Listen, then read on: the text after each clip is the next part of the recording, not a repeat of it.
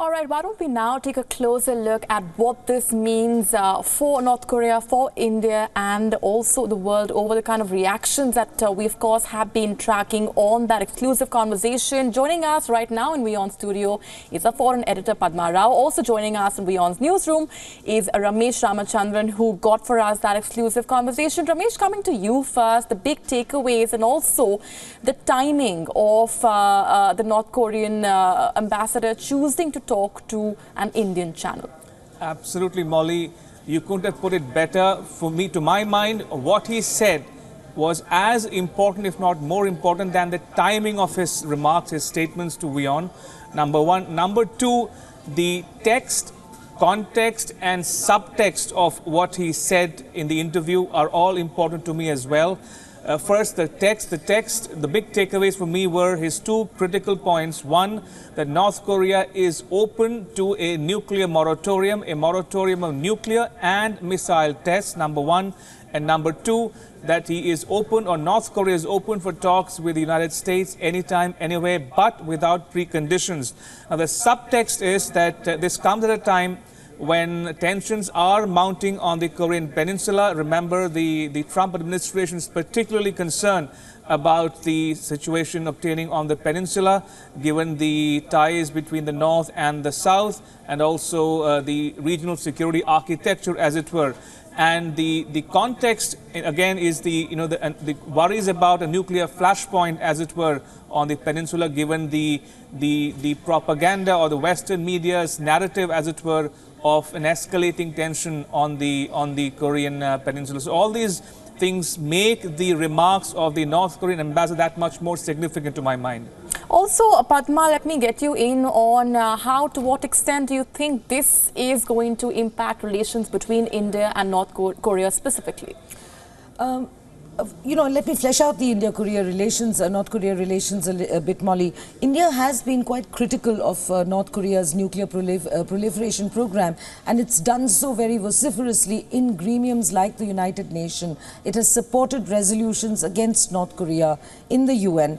It's also criticized North Korea for North Korea's close relationship with Pakistan, and also for North Korea's support for Pakistan over the Indian state of Jammu and Kashmir. Right. So these are, some of the very sensitive issues. What I feel is that India may have over the years eased off, because don't forget, there is a trade relationship. We are one of North Korea's biggest partners, though there's obviously more flowing from India towards North Korea than the other way around.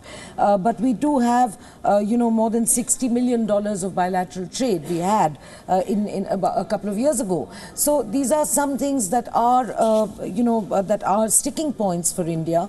And though the stand on the nuclear proliferation may have changed, given India's own experience in the international arena, when it was practically rendered a pariah during the years of the CTBT and the NPT, when India refused to sign them. Yes. A bit of pragmatism may have crept in there. But as far as Kashmir and North Korea's support for Pakistan is concerned, I think it doesn't matter which government is in power in India, India will remain relentless and quite firmly opposed to that kind of support. Right, Ramesh, and also the other big takeaway, as we've been discussing all along, no precondition for talks with the United States. That's an explosive statement, to say the least.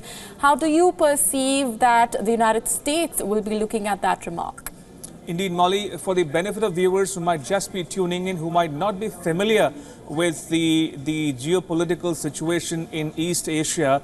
Now, all of this comes at a time when there are preliminary steps taken by both the North Korean regime and the Trump administration for opening a channel of communication. Remember, the ambassador's remarks come barely a day or so after the top nuclear negotiator of North Korea met with American counterparts, not only in Pyongyang, but also in third countries over the past several weeks. So it is crucial, no doubt. But that said, the ambassador also went on to make another point of how North Korea prefers or favors denuclearization. Now, remember, The North Korean perception of this issue is as follows. They say, well, we are open to the idea of denuclearization, of rolling back, or removing the strategic weapons from the Korean peninsula, both north and south of the demilitarized zone.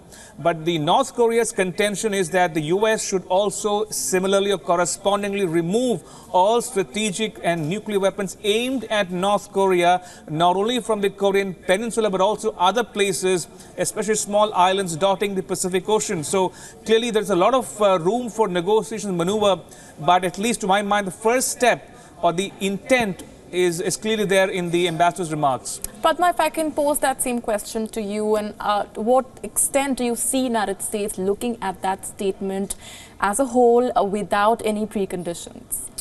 Well, it remains to be seen how seriously the United States are going to take a statement made by the Korean ambassador to India. Yes. And that it will depend to a large extent also, I think, on relations, bilateral relations between India and the United States themselves.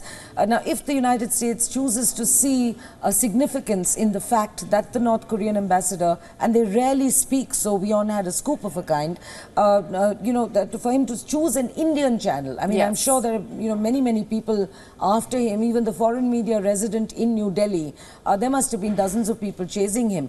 But I see a larger political significance in the fact that he chose to speak to WION's Ramesh Ramachandran. I think it was also a kind of a message that he was conveying from what they call their supreme leader, Mr. Kim Jong-un, towards India, perhaps an attempt at reconciliation, perhaps an attempt at reaching out.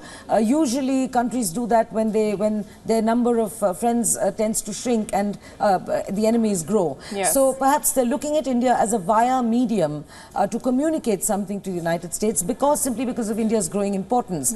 But having said that, there was a visit by the North Korean foreign minister in 2015, which is not so long ago, and it was very much under the new government, Prime Minister Modi's new government, which has followed a very proactive and very interesting foreign policy. So perhaps sensing that, they did send a foreign minister on a visit.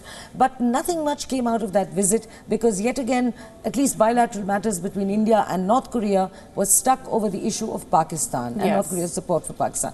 But having said that, the interview, the approach to an Indian channel, I see that perhaps as a sign, as a signal of North Korea reaching out. Right, Ramesh, and also would you agree with that? And like we've been discussing all throughout, the timing here, and we cannot stress more on the timing. Why now? Why not earlier?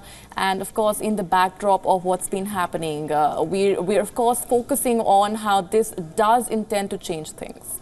Indeed, Molly, just to take off from the point where Padma left, now my concern at the moment to my mind is that the ambassador having made those remarks, is India receptive enough to the indications that he is seeking to send out, that both India and North Korea share historical complementarities. Both are members of the non-aligned movement. Now, one could argue that the NAM is a relic of the Cold War, but that said, the ambassador was at pains, went to great lengths to underline the commonalities or convergence of ideas and perceptions between North Korea and India. And who knows, it might be a signal for New Delhi to sort of pick up the gauntlet, as it were, and take off and be a neutral venue for talks. Who knows? I mean, it's a possibility. Is it probable? I don't know yet. But that said, Molly, another crucial factor is that, remember, historically speaking, most countries around the world have chosen, various tools of diplomacy in their toolkit. In the case of China and the US, for instance, in the early 70s, when Nixon was the president, remember, there was a talk about the ping-pong diplomacy, how table tennis came to be viewed as a diplomatic tool, and that led to the rapprochement, as it were, between the Chinese government, the regime, and the then US government. Similarly, in the case of North Korea, we've seen America make non-official or unofficial outreach, as it were, in the form of Dennis Rodman, the former NBA basketball player. Remember, he's been to North Korea, even most recently last week. That was his 5th visit to North Korea, and he seems to enjoy a personal rapport with the supreme leader of North Korea, Kim Jong-un. So who knows? I mean, basketball diplomacy may also play a role going forward. So all of these, as the Americans said, too many moving parts of the story. It remains to be seen how North Korea and the US take these talks, or take these initial steps, as it were, from here onwards. And Of course, the timing, as we've been discussing, as we've been also stressing on how choosing an Indian channel, and as Padma rightly put it, that's of course the larger message that we've been discussing. We'll of course continue to touch upon a lot of those excerpts that WION's Ramesh Ramachandran got as a part of that exclusive interaction with the North Korean envoy. But with that, it's a wrap on this edition for now.